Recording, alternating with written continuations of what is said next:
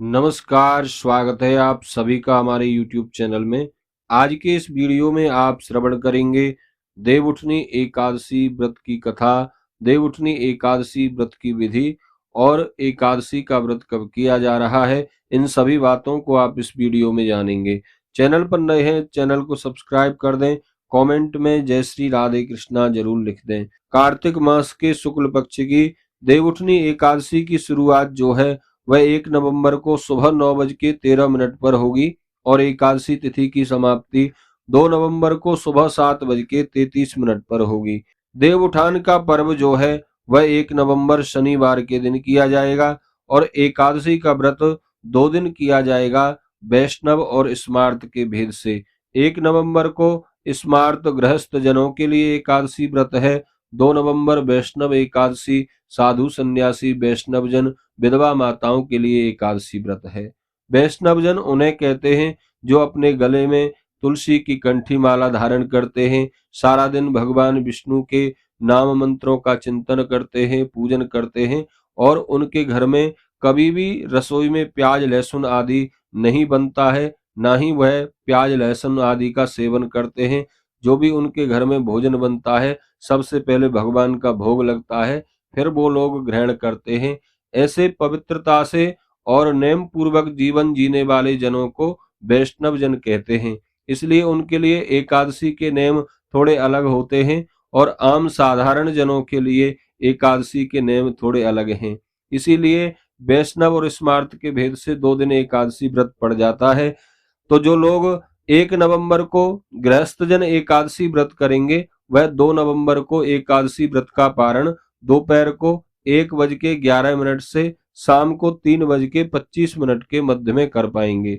जो वैष्णवजन 2 नवंबर को एकादशी व्रत करेंगे वह 3 नवंबर को एकादशी व्रत का पारण सुबह 6:35 से 8:40 के मध्य में कर सकते हैं। देवउठनी एकादशी का व्रत करने वाले जनों को दशमी तिथि से ही एकादशी व्रत के नियमों का पालन करना चाहिए। दशमी को चावल का सेवन न करें, ब्रह्मचर्य व्रत का पालन करें। शरीर में सामर्थ्य हो तो एक समय भोजन करें, भगवान नारायण का चिंतन करें। रात्रि में जब आप शयन करें तो भगवान का चिंतन करते हुए सोएं। एकादशी को प्रातः ब्रह्म मुहूर्त में उठकर स्नान आदि करके भगवान नारायण के सामने एक घी का दीप प्रज्वलित करके सबसे पहले एकादशी व्रत का संकल्प करें।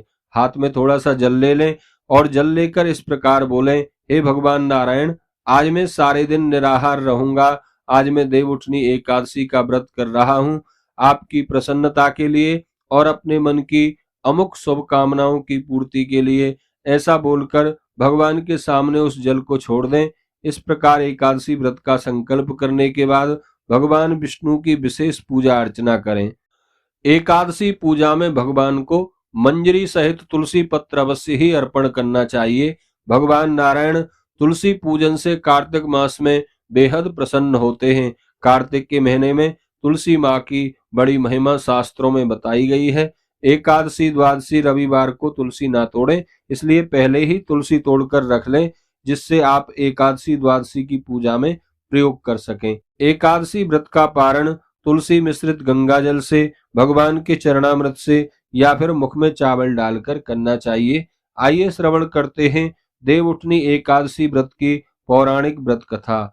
एक समय एक राजा और उसकी सारी प्रजा एकादशी का व्रत बड़े नेम और श्रद्धा से रखती थी। एकादशी के दिन पशु पक्षियों तक को अन्न नहीं दिया जाता था।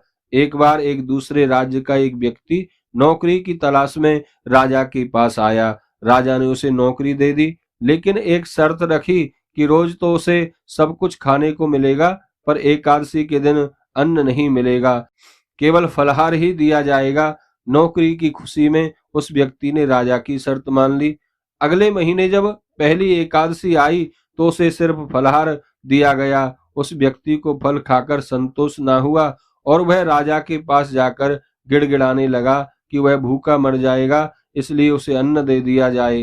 राजा ने उसे समझाने की बहुत कोशिश की कि आज एकादशी है, मेरे राज्य में सभी प्रजाजन सहित मैं स्वयं अन्न का त्याग करके एकादशी व्रत करता हूँ। लेकिन वह नहीं माना और बोला कि अगर उसे अन्न नहीं मिला तो वह काम छोड़कर चला जाएगा।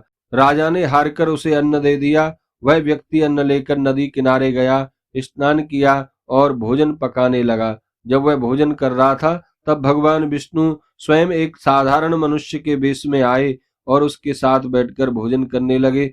भोजन के बाद भगवान विष्णु उसे अपने विमान में बिठाकर अपने धाम वैकुंठ लोक को ले गए। यह देखकर राजा को ज्ञान हुआ कि व्रत उपवास से तब तक कोई लाभ नहीं होता जब तक मन शुद्ध ना हो। उस व्यक्ति ने भले ही एकादशी के दिन नियम तोड़ा, परंतु उसका मन शुद्ध था, इसलिए भगवान उसकी भक्ति से प्रसन्न हो गए।